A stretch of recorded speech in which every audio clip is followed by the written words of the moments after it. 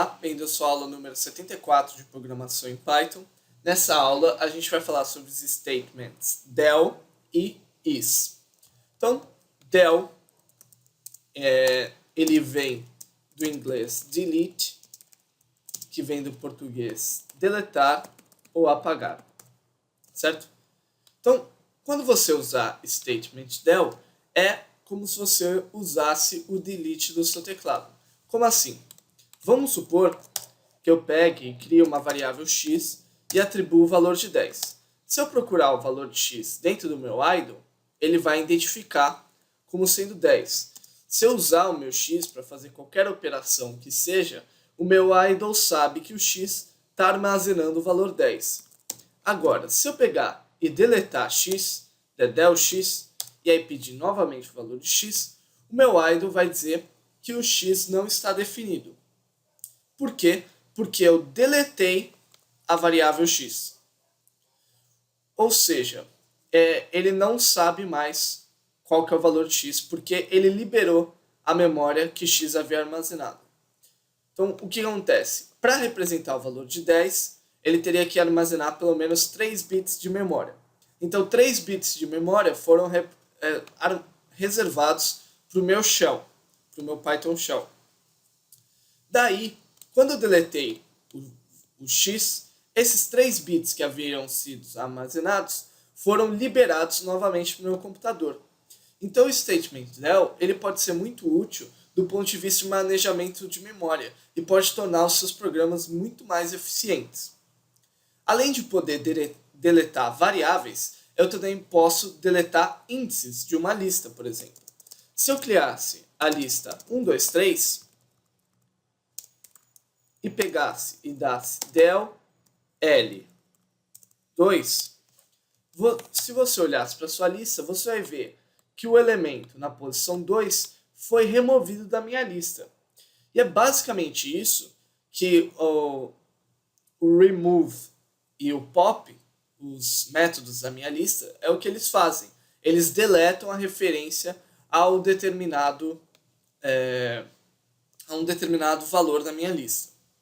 Se eu tentar fazer a mesma coisa com uma tupla, por exemplo, t 1, 2, 3, del t2, você vai ver que vai dar um erro, porque a tupla ela não pode ser modificada.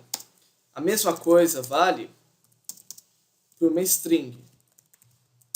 Se eu tentar deletar uma letra qualquer da minha string, você vai ver que dá um erro também. Agora, o meu del eu também posso usar para dicionários. Por exemplo, se eu criar um dicionário aqui, 1, 2, 3, e pegar e deletar D1 e olhar o meu D, você vai ver que a chave 1 sumiu, certo? Então eu posso fazer isso com dicionários também. Também posso fazer com objetos que eu mesmo criar. Então, por exemplo, se eu criar um objeto pessoa, e essa pessoa vai ter um nome e uma idade. Então, aqui, nome e idade. E aí eu pego e crio o João, que é uma pessoa, João, de 23 anos. E aí eu vou lá e dou del João. Isso aqui vai deletar a referência a minha pessoa. Ou seja, ele vai deletar a variável João. Se eu pegar e der del João.nome, e aí olhar para tentar acessar o nome do João, você vai ver que dá um erro. Ou seja, eu consigo deletar os atributos dos meus objetos. Certo? Então, e se eu quisesse deletar um método? por exemplo, aqui nome, print, olá, eu sou o, vírgula, self.nome. E aí eu criasse o meu João.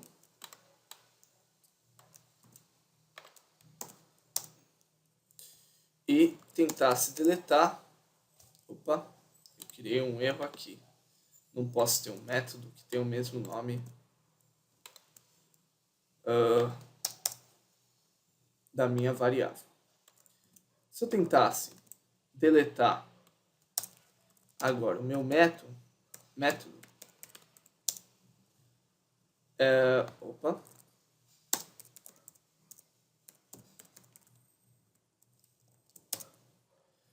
você vai ver que ele não consegue fazer isso de maneira alguma, certo? Então, existe uma restrição quanto aos métodos e funções na hora de deletar. Então, esse é o statement delete, bem simples. Mais para frente a gente vai ver cada vez mais usos dele. O statement is, por outro lado, is vem do inglês, que é o verbo